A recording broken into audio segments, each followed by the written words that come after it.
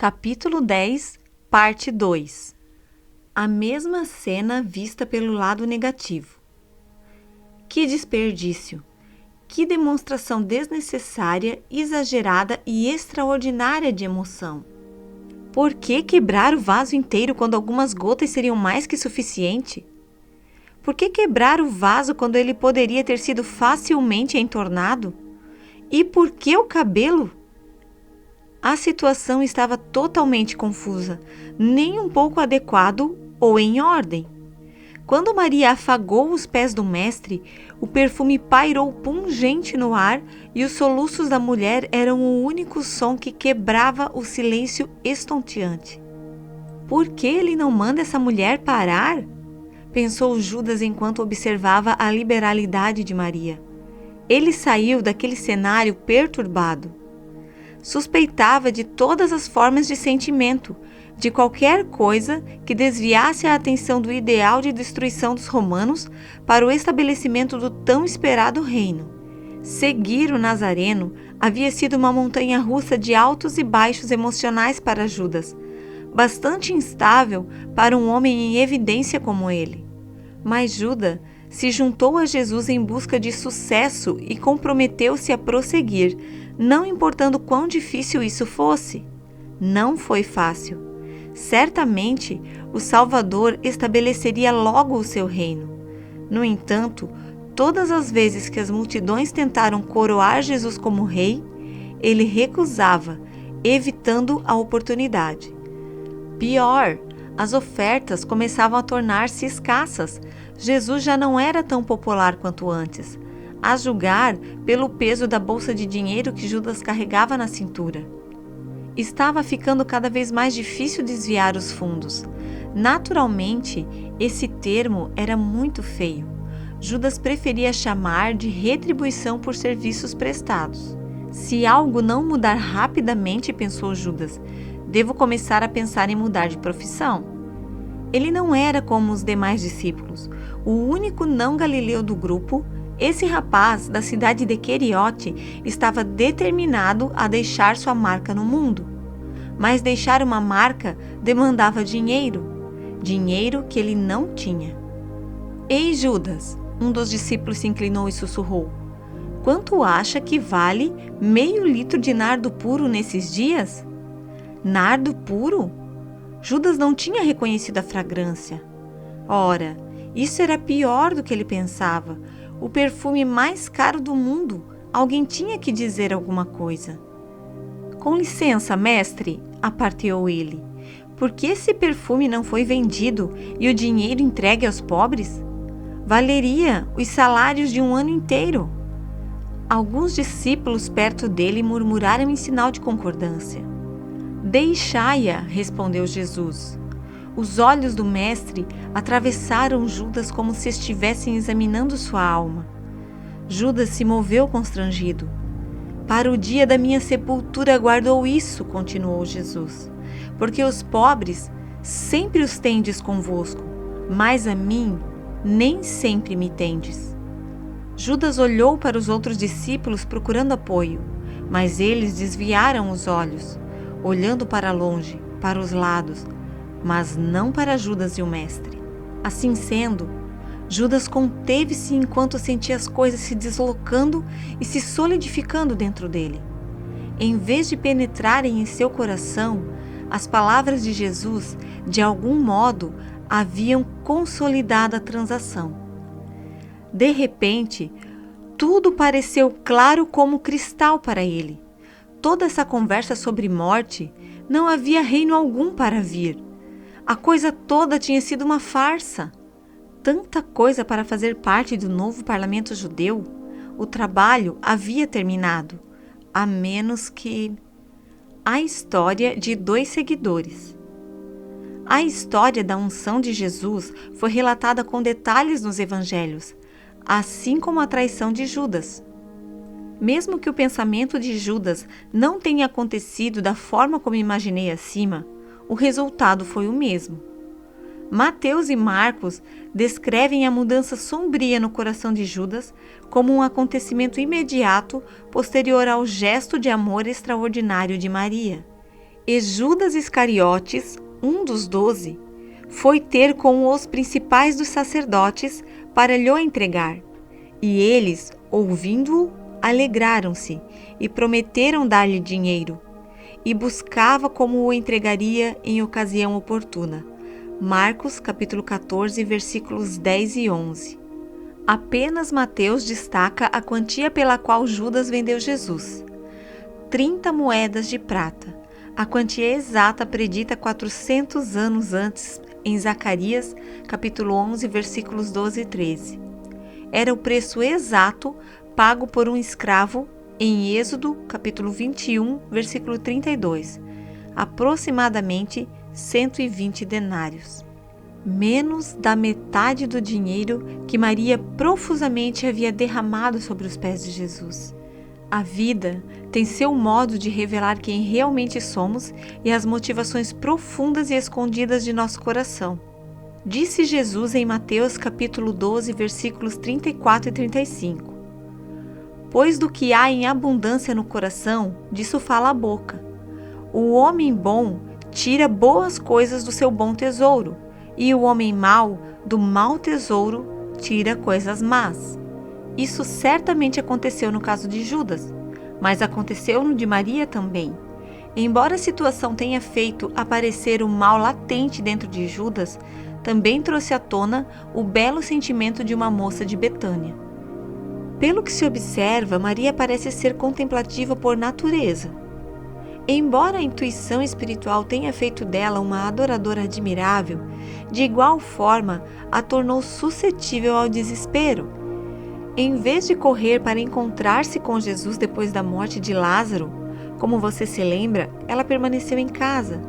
Abatida e sozinha, no meio de uma multidão de amigos, ela mergulhou profundamente em sua tristeza e nem mesmo as notícias da chegada de Jesus foram capazes de aniquilar o seu pesar.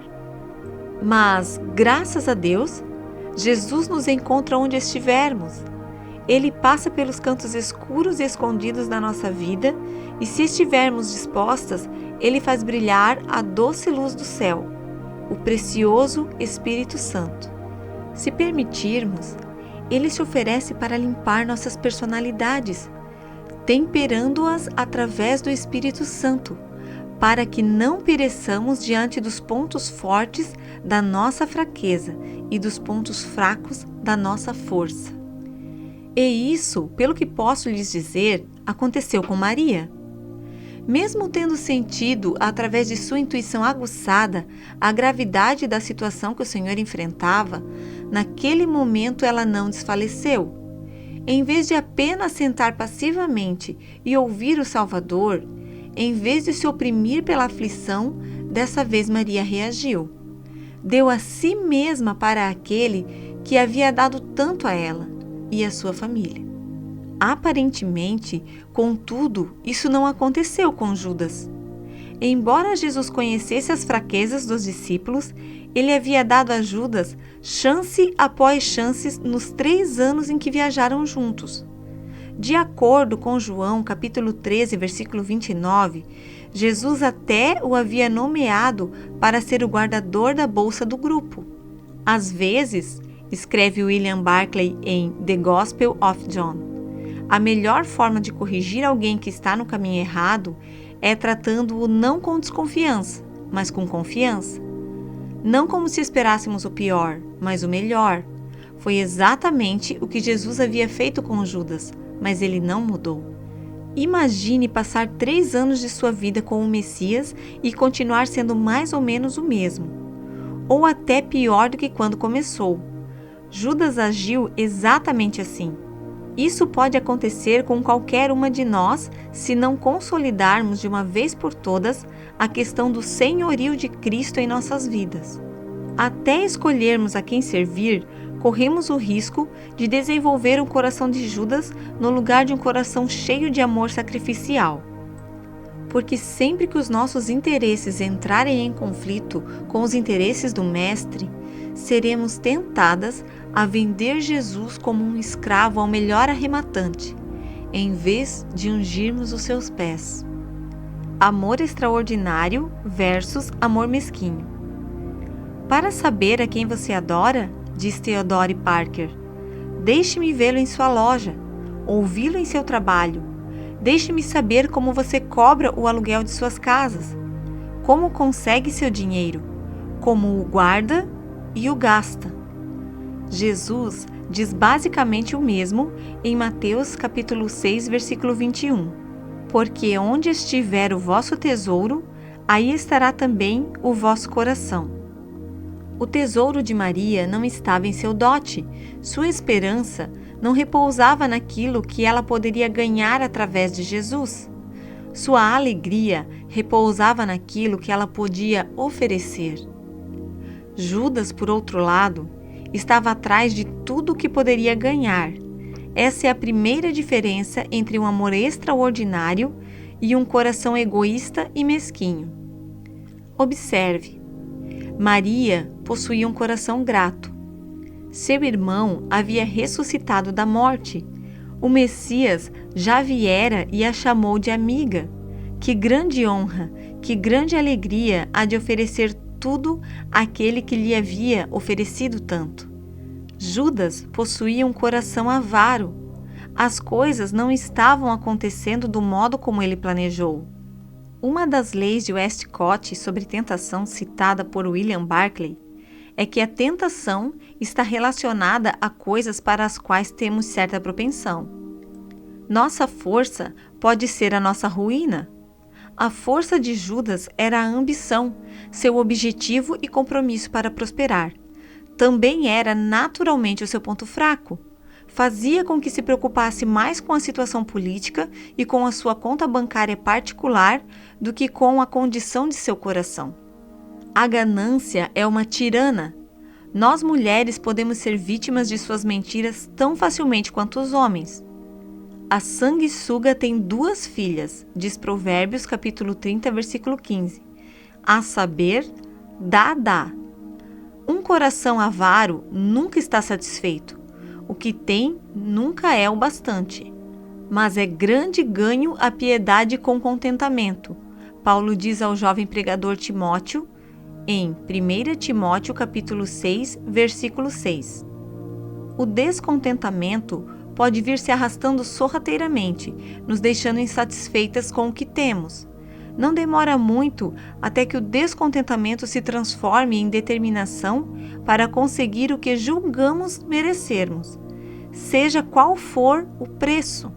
Mas o preço é geralmente muito alto.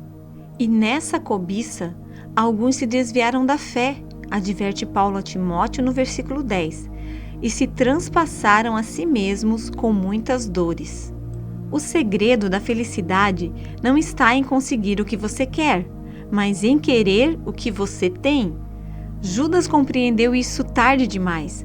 Sua avareza o levou a fazer o inimaginável, trair um amigo, trair o Filho de Deus. A dor que logo substituiu a ganância não pôde curar sua alma, nem sua mente. Depois de tentar devolver o dinheiro, Judas saiu, se enforcou, e seu corpo foi enterrado em um campo comprado pelo sangue de Jesus. Sem gratidão, estamos predispostas a ter a mesma dureza de coração e cegueira de entendimento que levaram Judas à traição. Se nos recusamos a reconhecer a imensidão da graça de Deus e o preço incrível de Jesus, mais cedo ou mais tarde, vamos acreditar que tudo isso não existe. Além disso, assim que começamos a abusar da graça divina, começamos a fazer mau uso dela, esmagando-a debaixo de nossos pés desatentos na tentativa insana de obter mais uma bênção. Se não tivermos gratidão, seremos como as pessoas descritas em Romanos capítulo 1, versículo 21. Portanto, tendo conhecido a Deus, não o glorificaram como Deus, nem lhe deram graças. Antes, em seus discursos se desvaneceram, e o seu coração insensato se obscureceu. Mentes obscurecidas fazem coisas tenebrosas. Veja o exemplo de Judas. Quão triste é conhecer a Deus sem nunca ter verdadeiramente experimentado o Senhor. Se quisermos ter intimidade com Deus, devemos cultivar um coração agradecido que glorifica a Jesus. 2 tipos de corações. Observe as diferenças abaixo entre os corações de Maria e Judas. Que tipo de coração você tem? É um coração cheio de amor extraordinário ou de ganância? Maria veio despreocupada. Judas veio com uma agenda. Maria ouviu o que Jesus disse e correspondeu. Judas ouviu, mas não entendeu. Maria nada reteve. Judas nada abandonou. Em vez de se humilhar diante da extravagância de Maria, Judas criticou o que ela ofereceu. Sua ganância perverteu sua consciência. Se nos surpreendermos criticando outras pessoas, diz Barclay, devemos parar e examiná-las e começar a examinar a nós mesmos. O amor extraordinário ainda é compreendido dificilmente. Você não acha que está passando dos limites com essa coisa de Deus? Pode perguntar um amigo. Por que passar tanto tempo orando? Afinal, Deus conhece seu coração, outro pode argumentar. Mas o amor verdadeiro sempre tem um custo para quem o possui. Por outro lado, a oferta continua sendo apenas uma contribuição filantrópica. Na melhor das hipóteses, gentil. Na pior, autossatisfação. À luz da total liberalidade de Maria, o amor parcial é de fato o mínimo que podemos fazer. Você ama Jesus do tamanho do mundo? Ou apenas quando é conveniente? O sacrifício extraordinário.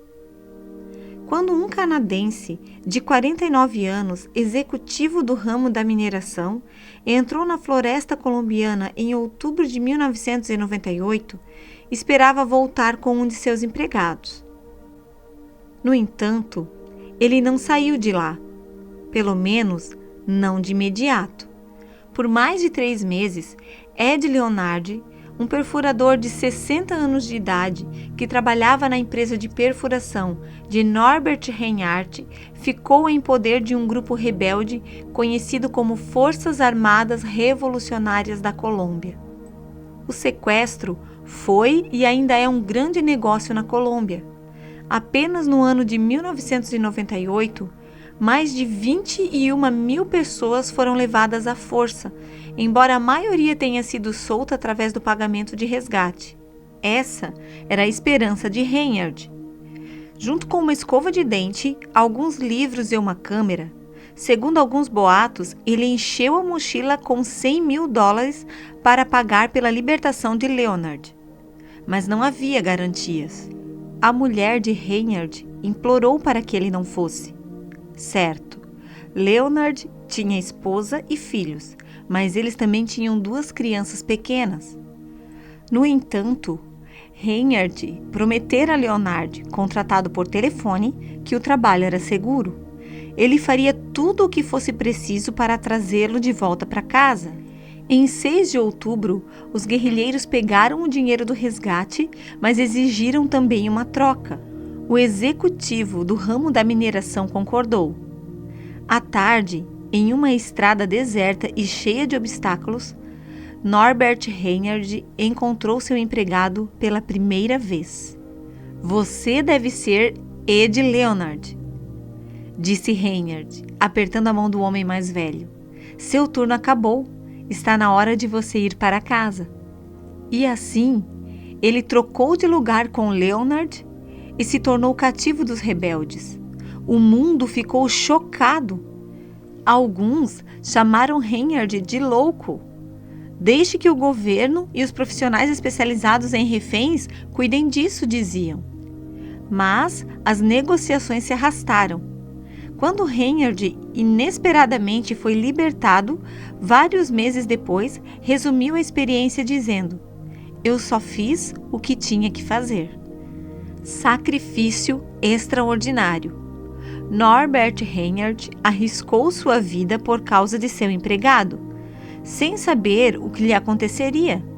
Embora algumas pessoas próximas da situação tenham apresentado motivos menos altruístas, o gesto de Norbert Reinhardt continua sendo impressionante. Entretanto, Jesus entregou sua vida sabendo perfeitamente que não sairia vivo. O negócio lhe custaria tudo, mas ainda assim ele se entregou. E isso não é apenas impressionante, é revolucionário. Jesus deu a vida por mim e por você, e ele não tinha que fazê-lo. Poderia ter dito uma só palavra e 10.000 anjos viriam socorrê-lo. Mas ele optou por não usar o seu poder, humilhou-se e escolheu o caminho da morte sacrificial. E não havia um sinal sequer de egoísmo em seu sacrifício, nenhum interesse próprio, nenhuma razão para obter vantagem. Por que ele fez isso? Ele fez por amor, um amor extraordinário, superabundante e transformador de vidas.